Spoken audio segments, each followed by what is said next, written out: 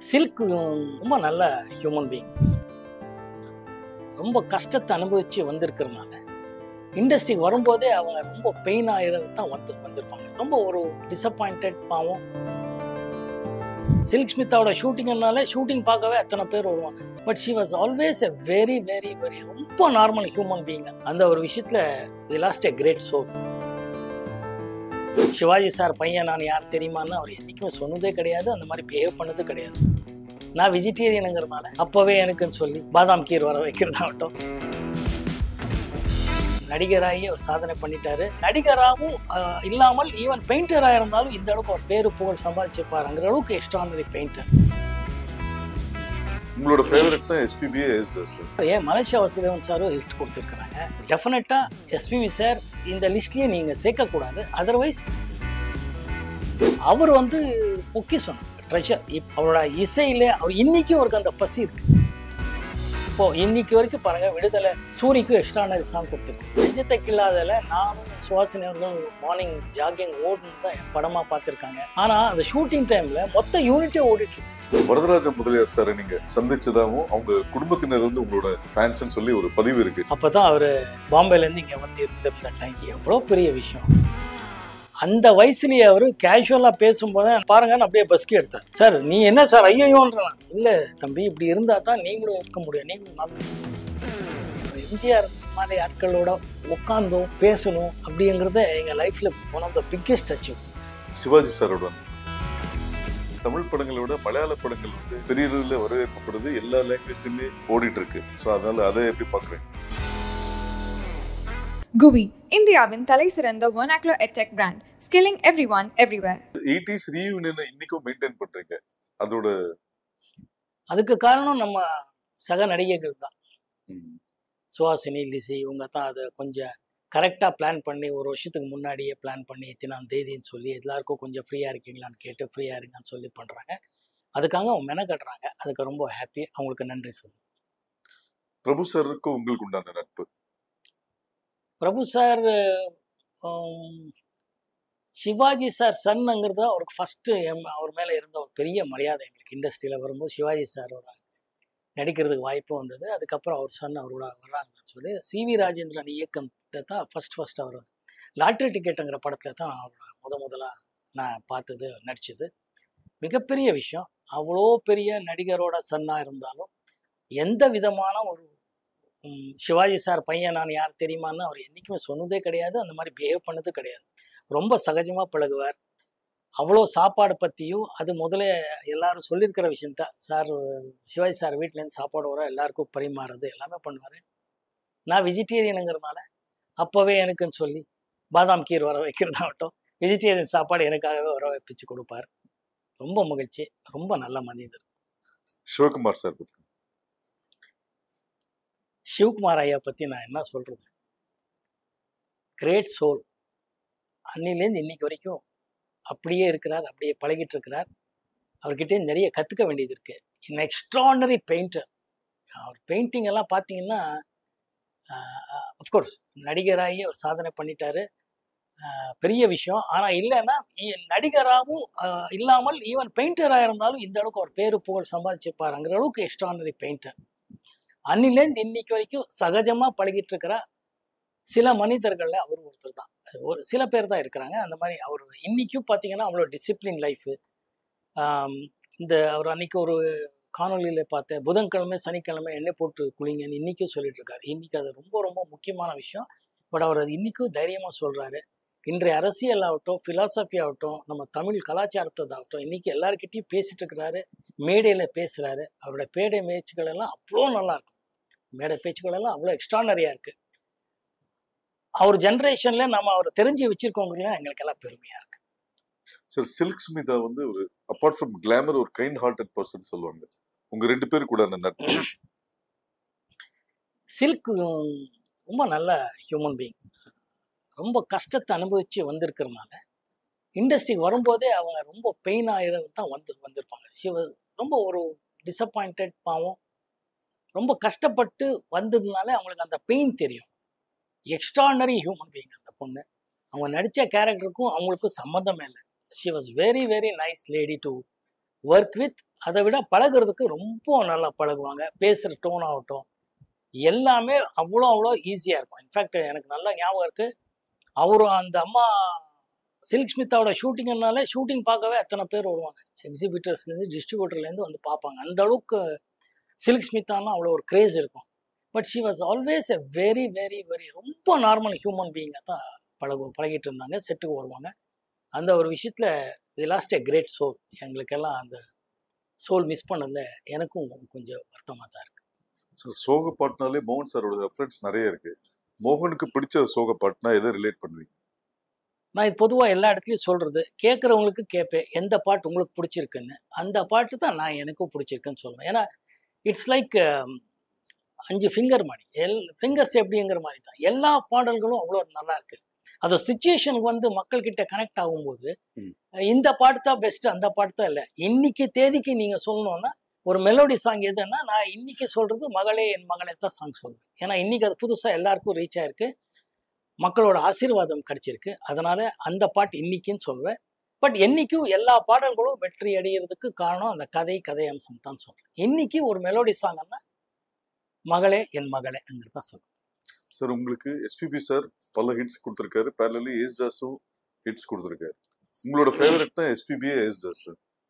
எல்லாரும் ஏன் மலேசியா வாசுதேவன் சாரும் ஹிட் கொடுத்துருக்குறாங்க, நிறைய சிங்கர்ஸ் ஹிட் சாங்ஸ் கொடுத்துருக்காங்க. அதனால தமிழ்நாட்டில் யாருக்குங்க எஸ்பிபி சார் பிடிக்காத மனிதர் யார் இருக்காங்க? அந்த மாதிரி ஒரு லெஜெண்டரி சிங்கர் இனிமேல் நான் பார்ப்பேங்கிறது எனக்கு நம்பிக்கை இல்லை. வருங்காலத்தை பற்றி சொல்கிறதுக்கு நான் ஒரு அஸ்ட்ராலஜர் கிடையாது.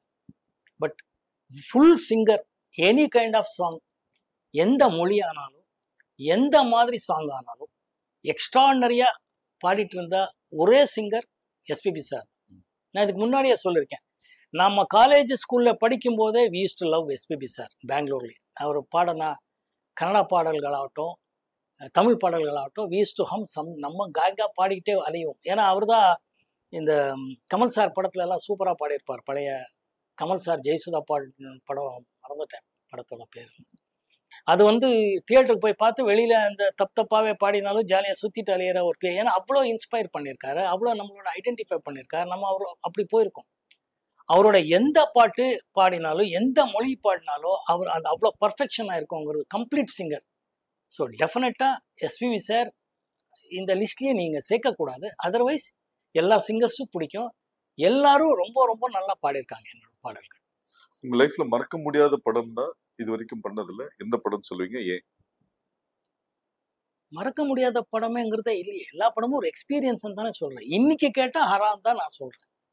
அது ஏன்னா அது இன்னும் ரிலீஸ் ஆகலை, அது தயாராகிட்டு இருக்கு. அந்த எக்ஸைட்மெண்ட் இருக்குது, எங்கள் கூட்டணிக்கே ஒரு எக்ஸைட்மெண்ட் இருக்குது.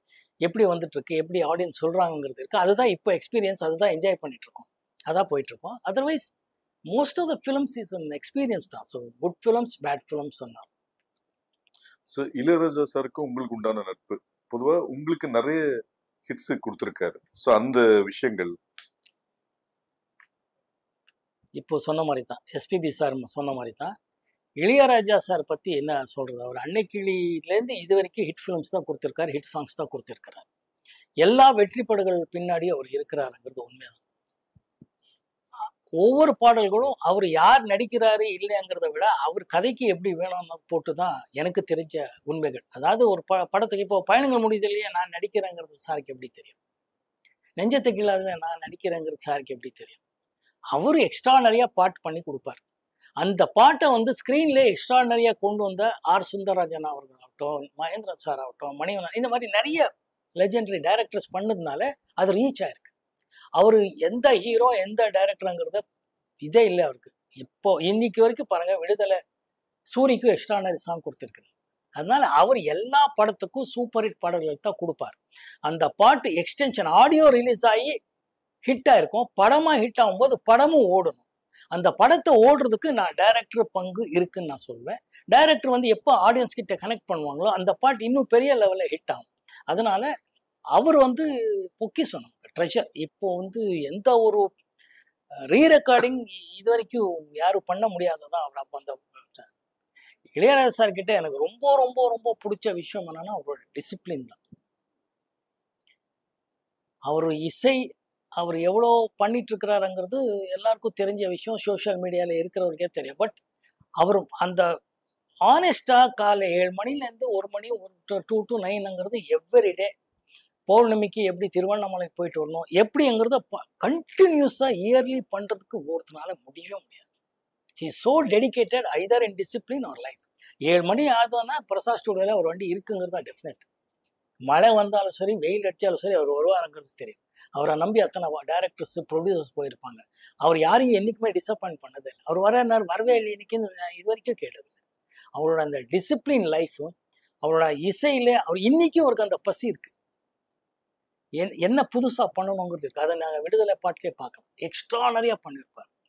ஸோ அவரை பற்றியெல்லாம் பேசுகிற அளவுக்கெல்லாம் நமக்கு எனக்கெல்லாம் தகுதியே கிடையாது. ஆக்சுவலாக பாடலாம், புகழலாம், அவ்வளோதான். சார், ஹராவோட ஆடியோ லான்ச்ல பாக்யராஜ் சார் வந்து ஒரு விஷயம் சொன்னாரு.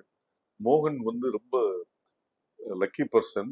அவரோட பணியாற்றின எல்லா மியூசிக் டைரக்டரோட எல்லா பாட்டுமே ஹிட். இளையராஜா சார், எம்எஸ்வி, இளையராஜாவும் எம்எஸ்வி சேர்ந்த விஷயங்கள், லக்ஷ்மிகாந்த் பியாரிலால், கேவி மகாதேவன், சங்கர் கணேஷ், அந்த வரிசையில் இப்போ ஹரா படத்துல ஒரு புது மியூசிக் டைரக்டர் பண்ணி அதோட பாடல்களும் பெருசா ஹிட் ஆகி பெருசா பரபரப்பா போயிட்டு இருக்கு. உதாரணத்துக்கு அந்த மகளேன்ற ஒரு பாட்டு, ஒரு ஹார்ட்ஃபுல் சோல்ஃபுல் சாங், ரொம்ப பெயினான சாங் அப்படின்னு எல்லா ஃபாதர் டாக்டரும் ரிலேட் பண்றாங்கன்ற போது இந்த ஜேர்னியை ஒரு லெஜெண்டரி மியூசிக் டைரக்டர், ஒரு நியூ மியூசிக் டைரக்டர்ஸ், இதை நீங்க எப்படி பாக்குறீங்க? ஐ ஆம் பிளெஸ்ட். கடவுளுக்கு நன்றி சொல்லணும், இந்த டைரக்டர்ஸ்க்கு நன்றி சொல்லணும், இசையமைப்பாளருக்கு நன்றி சொல்லணும். ஏன்னா ஒவ்வொரு படத்தும் அதான் சொன்ன மாதிரி பாக்யராஜ் சொன்னாருங்கிறத விட நான் சொல்றது, இப்போ லக்ஷ்மிகாந்த் பேரலால் வந்து மதர்லேண்ட் பேனர்லேயே, பொதுவாக மதர்லேண்ட் பேனர்லாம் இளையராஜா சார் தான் சொல்றது, அதுதான் எல்லாமே அந்த படங்கள். பட் ஒரு படம் உயிரே உனக்காகங்கிற படம் லக்ஷ்மிகாந்த் பேரலால், ஆல் சாங்ஸ் ஒரு சூப்பர் ஹிட், படமும் சூப்பர் ஹிட். அது இறைவனுக்கு நன்றி சொல்றது தவிர வேற என்ன இருக்கு நமக்கு? அந்த டைரக்டர் கதை, திரைக்கதை, அது வந்து ஆர் செல்வராஜ் ஆகட்டும், வல்லபன் ஆகட்டும், உட்காந்து எழுதி அதை கனெக்ட் பண்ணுறதுக்காக மியூசிக் பண்ணுறதாகட்டும், கலைமணி சார் ஆகட்டும், நிறைய கதாசிரியர் ஆகட்டும், டைரக்டர் பண்ணுறதுல அவர் வந்து இசையமைப்பாளர்கிட்ட வேலை வாங்கி இந்த மாதிரி பாடல்கள் இருந்தால் நல்லா இருக்கும்னு சொல்லி அந்த பாடல்கள் கொடுத்ததுக்கப்புறம், வரிகள் எழுதுனதுக்கப்புறம் அது எப்படி கொண்டு வந்து சேர்க்கலாங்கிறது பண்ணும்போது, அதை நினைச்ச மாதிரியே மக்கள்கிட்ட, ஆடியன்ஸ் கிட்ட கனெக்ட் ஆகும்போது தான் வெற்றின்னு நான் சொல்லுவேன். அது வந்து எல்லா இசையமைப்பாளரும், எல்லா டைரக்டர்களுக்கு தான் நான் நன்றி சொல்றேன். சார், இப்போ இன்னைக்கு காலகட்டத்தில் படங்களுக்கு லுக் டெஸ்ட், ஃபர்ஸ்ட் லுக் பண்றது இருக்கு. நீங்க அந்த பீரியட்லேயே பாடு நிலாவுக்கு வந்து ஒரு லுக் டெஸ்ட் எடுத்ததாகவும் அது பரபரப்பாக பேசப்பட்டது. அதோட ஃபிளாஷ்பேக் இல்லை, அது 2 கெட்டப்பு. அதான் கே ரங்கராஜன் எடுத்த படம் அது. அது Ilaiyaraaja sir music. But as usual all songs ஒரு ஹிட் அண்ட் படமும் நல்லா போச்சு. அந்த நதியா மொய்து அவர்கள் என்னோட சக நடிகை நடித்தாங்க. அதுதான், அது முதல்ல ஒருத்தர் ஒரு மாதிரி கேரக்டரு, அடுத்த இன்னொரு கேரக்டராக இருக்கும்போது ஃபர்ஸ்ட் அவர் இன்னோசென்ட்டாக வில்லேஜ் பாயாக வேணும் போது எப்படியெல்லாம் பண்ணால் நல்லா இருக்கணும்னு டைரக்டரும் கேமராமேனும் நம்ம பேசும்போது இந்த மாதிரி பண்ணான்னு ஒரு சின்ன பண்ணோம். அது கடவுள் அனுகிரகத்தில் எல்லாருக்கும் பிடிச்சது. எந்த படத்தோட ஷூட்டிங் ஸ்பாட்டோட ஒர்க்கிங் ஸ்டைல் ரொம்ப ஸ்ட்ரகிளா இருந்தது? ஸ்ட்ரகிள் எல்லாம் இல்லை. நம்ம எல்லா படமும் ஒரு கஷ்டமான விஷயமும் இஷ்டப்பட்டு பண்ணுறதுனால இது ஸ்ட்ரகிளிங்கிற வார்த்தையே இல்லை. எல்லாமே ஓடிட்டுருப்போம். இப்போ ஒன்றும் இல்லை, நெஞ்சத்தை கில்லாதல நானும் சுஹாசினி அவர்கள் மார்னிங் ஜாகிங் ஓடுன்னு தான் படமாக பார்த்துருக்காங்க. பருவமே அந்த சாங் இப்போ super hit, Ilaiyaraaja sir again கொடுத்துருக்கிறது. ஆனால் அந்த ஷூட்டிங் டைமில் மொத்த யூனிட்டே ஓடிட்டு இருந்துச்சு. ஸோ அதனால் இஷ்டப்பட்டு பண்ணுது. ஏதோ ஷூட்டிங் போவோம். எனக்கு ஐ ஸ்டில் ரிமெம்பர், பெங்களூரில் நைட்டு ஒரு ஹோட்டலில் ஒரு பர்மிஷன் கொடுத்து ஷூட்டிங் முடியும் போது ஆல்மோஸ்ட் அபவுட் 1:30-2 மணி மேலே ஆயிடுச்சு. 4 மணிக்குள்ளே ரூமுக்கு போய் மறுபடியும் வர முடியாது கப்பன் பார்க்குன்னு சொல்லி நேராக we went to the Cubbon park. We stayed in our cars. அங்கங்கே கார்லேயே உட்காந்துருந்து அந்த சின்ன ஏர்லி மார்னிங் அந்த பேர்ட் சவுண்டோட வரும்போது டோட்டலாக கேமராமேன் சார் ஆகட்டும், மகேந்திரன் சார் ஆகட்டும், ஸ்டில் ரவி ஆகட்டும், டோட்டல் யூனிட்டே ஓடிட்டு இருந்தோம். ஸோ அது ஒரு என்ஜாய் தான். அது வந்து நம்ம படத்தில் நாங்கள் 2 பேர் தான் தெரியும். பட் டைரக்டர்லேருந்து எல்லாரும் தேவர், பிகாஸ் அந்த ட்வெலைட் அந்த ஃபியூ செகண்ட் ஃபியூ மினிட்ஸில் அந்த லைட்டு மிஸ் ஆகிடக்கூடாதுங்கிறதுக்காக ஃபுல் டீமே ஒரு தேவர் running for that jogging song. So இஷ்டப்பட்டு தான் பண்ணணும், ஸ்ட்ரகிளிங் எல்லாம். இன்னைக்கு காலகட்டத்தில் தமிழ் படங்களை விட மலையாள படங்கள் வந்து பெரிய அளவில் வரவேற்பப்படுது. எல்லா லாங்குவேஜ்லையுமே ஓடிட்டு இருக்கு.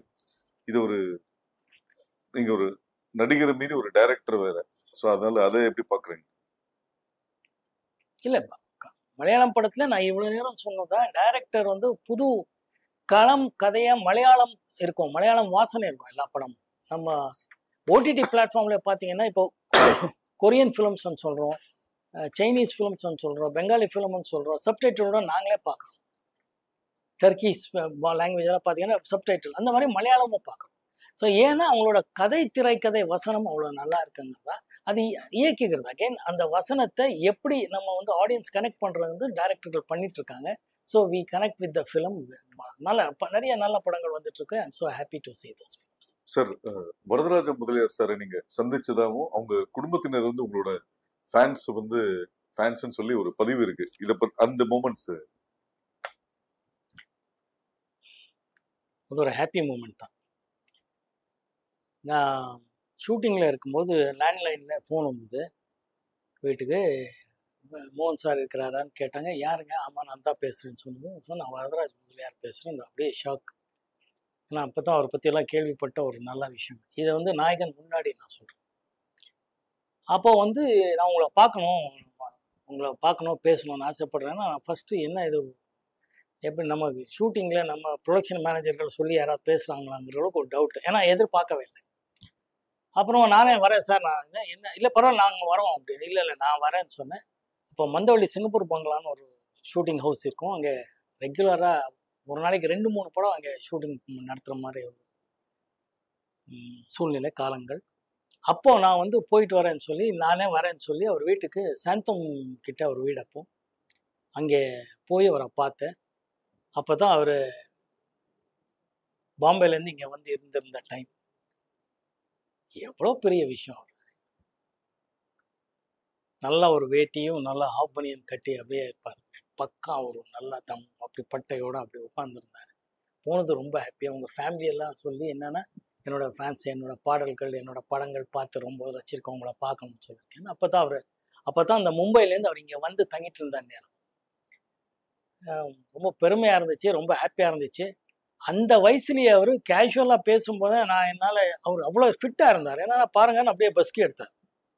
சார் நீ என்ன சார் ஐயோன்றேன். இல்லை தம்பி, இப்படி இருந்தால் தான் நீங்களும் இருக்க முடியும், நீங்களும் நல்லா இருக்க முடியும், நீங்கள் அப்படி இருக்கீங்க, நல்லா இருக்கீங்க, அது இதெல்லாம் சொல்லி நம்ம எந்த டென்ஷனில் இருந்தாலும் பாம்பேல உங்கள் VHS போட்டு பார்ப்போம், ஹாப்பியாக பார்ப்போம்.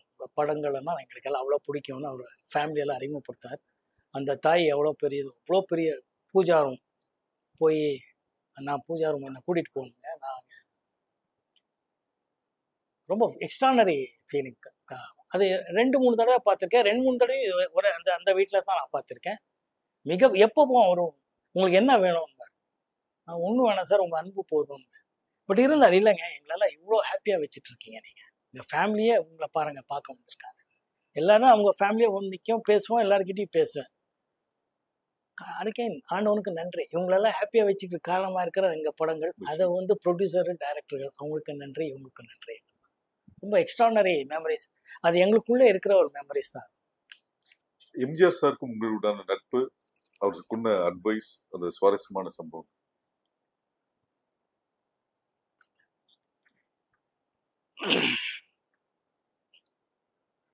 எம்ஜிஆர் சார் பற்றி எல்லாம் என்ன சொல்றது? எக்ஸ்ட்ரானரி முதலமைச்சர், எக்ஸ்ட்ரானரி அட்மினிஸ்ட்ரேட்டருங்கிறது போக அவரை நம்ம படம் பார்த்து ரசித்த விதங்கள் தான் எனக்கு ரொம்ப ஹாப்பியாக இருந்துச்சு. அப்போது ஜெமினி ஃபிலிம் சேம்பரும் அப்புறமா நம்ம நடிகர் சங்கத்தில் தான் ப்ரொஜெக்டர் சினிமா ப்ரிவ்யூ தியேட்டர்ஸ் இருக்கும். நம்ம படங்கள் பார்க்க வருவார். நான் ஷூட்டிங்கில் இருப்பேன். ப்ரொடியூசர் சொல்லுவார், இன்றைக்கி சிஎம் வந்துட்டுருக்கார் பார்க்க சொல்லிட்டுருக்கார். ஸோ நம்ம படம் பார்த்துட்டு முடிகிற நேரத்துக்கு வந்துடுவோம். ஏன்னா அங்கே தூரத்தில் இருக்கோம். அவர் படம் பார்த்துட்டு அப்புறம் வந்து மகிழ்ச்சியாக வந்து பக்கத்தில் நின்று நாளைக்கு பிரேக்ஃபாஸ்ட் வந்துருங்க பேசுவோம் அப்படின்னு போயிடுவார். நமக்கா ஒரே ஹாப்பி. நம்ம வந்து ஸ்கூலு காலேஜ்லேருந்து பார்த்த எம்ஜிஆர் சார். நம்ம பெங்களூரில் அத்தனை படங்கள் அவர் பார்த்து ரசிச்சிருக்கோம். கிரேட் ஒரு பாசிட்டிவான எனர்ஜி அவர் படங்கள் பார்த்தாலே வருது. அவரை பார்க்கும்போதும் வந்து அவர் படங்கள் பார்த்து நாங்கள் அப்படி பார்த்துருக்கோம். பட் அவரை பார்க்கும்போது அவ்வளோ பாசிட்டிவாக எனர்ஜி வரும். மறுநாள் ஷூட்டிங் இருந்தாலும் சிஎம்ஏ கூப்பிட்டுருக்காருங்கிறதுனால ப்ரொடியூசரை போயிட்டு வந்துடுங்க சார், காலங்காத்தால வீட்டுக்கு போவோம். அங்கே அவர் மார்னிங் பிரேக்ஃபாஸ்ட் கொடுத்து படத்தை பற்றி பேசுவார். அதை படத்தை பற்றி அவ்வளோ நல்ல விமர்சனம் பண்ணி பேசுவார். இது எப்படி பண்ணீங்க, இது எப்படி பண்ணீங்க, இது எப்படி பண்ணீங்க, இது நல்லா இருந்துச்சு, அது எப்படி இருந்தீங்க, எவ்வளோ நாள் பண்ணீங்க, அதை கேட்டு ரொம்ப ஹாப்பியாக இன்னும் வேணுமா சாப்பாடுன்னாரு. எல்லாம் பேசுனதுக்கப்புறம் வெளியில எல்லாம் மினிஸ்டர்ஸ் எல்லாம் இருப்பாங்க. அந்த அவங்களுக்கு வேண்டிய அட்மினிஸ்ட்ரேஷன் எல்லாம் இருக்கும், சிஎம். பட் இருந்தாலும் நாங்கள் அதை புரிஞ்சுக்கிட்டு ரொம்ப நேரம் பேசுறதோ அது இதெல்லாம் இல்லை. பட் பேசி முடிஞ்சு நான் கிளம்புறேன்னா பரவாயில்லைன்னு சில டைமில் காஃபி போதும் கிளம்பி வந்ததும் உண்டு. ஏன்னா வெளியே அத்தனை பேர் வெயிட்டிங்கில் இருப்பாங்க தமிழ்நாடு சிஎம். அப்போது ரொம்ப நமக்கு பெருமையாக இருக்கும். அதுவே என்ன பண்ணுங்க நெக்ஸ்ட் படத்தில் பார்ப்போம் பேசுவோம் அப்படின்னு நமக்கே உள்ள இருக்கும். மறுபடியும் நல்ல படங்கள் பார்த்து பேசுவார். அவரும் இதே தான் வார்த்தை, உங்களுக்கு என்ன வேணும், என்ன ஒன்றும் வேலை, உங்கள் அன்பு இருந்தால் போதும். Extraordinary memories sir. அப்போ எம்ஜிஆர் இந்த மாதிரி ஆட்களோட உட்காந்தோம் பேசணும் அப்படிங்கிறத எங்கள் லைஃப்பில் one of the biggest achievements. அதனால அது எக்ஸ்ட்ரானரி ஃபீல். சிவாஜி சாரோட சிவாஜி சார் நடிப்புல நடிகர் திலகம் சிவாஜி சாருங்கிறது நமக்கு வரும்போதே இண்டஸ்ட்ரிக்கு தெரியும். அவரோட 2-3 படம் நடிச்சிருக்கேன். அவர் வரும்போதே அவரோட படங்கள் பார்த்து அதே தான் பெங்களூரில் நான் வந்து ஸ்கூலு காலேஜில் பார்த்ததா. அங்கே பெங்களூரில் இன்னொரு நல்ல விஷயம் என்னன்னா, நம்ம எல்லா மொழி பசங்களும் அங்கே இருக்கிறதுனால அந்தந்த மொழியில் அந்தந்த வாரம் வர படங்கள் பற்றி பேசுவாங்க. சிவாஜி சார் படம் வரும், நாகேஸ்வராவ் படம் வருதோ, ராஜேஷ் கண்ணா படம் வருதுன்னு அவங்க சொல்லும்போது எல்லார் படமும் எல்லா பேரும் போய் பார்ப்போம். காலேஜ் கட்டடிச்சு ஸ்கூல் கட்டடிச்சு போகிறதே படங்கள் தான் நமக்கு ஒரு என்டர்டெயின்மெண்ட். அப்போ பார்க்கும்போது இந்த மாதிரி அவர் சார் படங்கள் எல்லாம் பார்த்துருக்கோம். அவரை வந்து ஃபஸ்ட்டு அங்கே பார்த்தது ஒரு வீட்டில் கருடா சௌக்கியமா ஷூட்டிங் டைமில் தான் பார்த்தேன். எனக்கு கையெல்லாம் நடுங்குது அவர் பார்க்கும்போதோ. ஏன்னா அவர் நடிக்கிறாருங்கிறது போக நான் அவர் கூட நடிக்கணும். அது அவர் நடிக்கும்போது நான் கால் மேலே கால் போட்டு ஏதோ ஒரு வசனம் போடணும். அந்த வசனம் பேசணுங்கிறது காலு போட வர மாட்டேங்கிறது, பேசணுங்கிறது ஒரு சின்ன பயம் இருக்கும்ல, தயக்கம். அது இல்லாமல் அந்த ஷூட்டிங் அட்மாஸ்பியர் பெரிய லெஜெண்டரி பிரகாஷ் ராவ்ங்கிற பெரிய டைரக்டர் எல்லாம் இருந்தார். பட் அவர் ரொம்ப என்கரேஜ் பண்ணுவாருங்கிறதா என்கரேஜ் பண்ணார். ரொம்ப சுலபமாக நடிக்கும் முயற்சி பண்ணேன். அது நல்லா நடந்ததுங்கிறது உண்மையான விஷயம். ஒவ்வொரு படத்துலையும் அவரோட நடிக்கும்போது அவ்வளோ நல்லா இருக்குது. அதான் இதெல்லாம் தான் நல்ல விஷயங்கள் சினிமாவுக்கு வந்ததுக்கு அப்புறம்ன்றது. எனக்கு எம்ஜிஆர் சார் சிஎம்மாக இருந்தாலும் அவர் பார்க்குறதுக்கும் அவரோட பேசுறதுக்கு ஒரு வாய்ப்புகள் கிடைச்சதாகட்டும், சிவாஜி சாரோட நடிக்கிறதுக்கு வாய்ப்பு கிடைச்சதாகட்டும், சிவாஜி சார் பையனோட நடிக்கிறதுக்கு எனக்கு வாய்ப்பு கிடைச்சதாகட்டும், இதுக்கெல்லாம் ரொம்ப பெருமையாக இருக்குது, ஹாப்பியாக இருக்குது. இறைவனுக்கு நன்றி சொல்லுங்கள். GUVI, இந்தியாவின் தலை சிறந்த vernacular edtech brand, skilling everyone everywhere.